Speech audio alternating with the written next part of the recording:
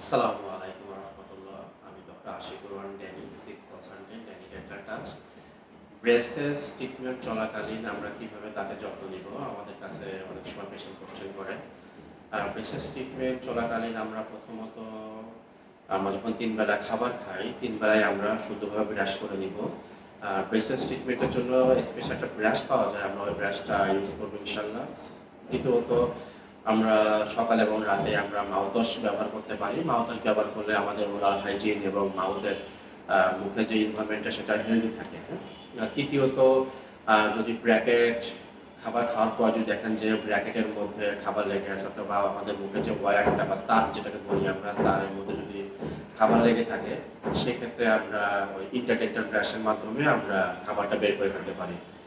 আর চতুর্থত যদি কোনো প্রবলেম ফেস করেন ব্র্যাকেট পরানো অবস্থায় তাহলে আপনারা যে ডক্টরের আন্ডারে আপনারা ট্রিটমেন্ট করছেন সেই ডাক্তারের সাথে কাউন্সিলিং করে আপনারা সেভাবে আপনারা সামনের দিকে আগাতে পারেন ইনশাআল্লাহ।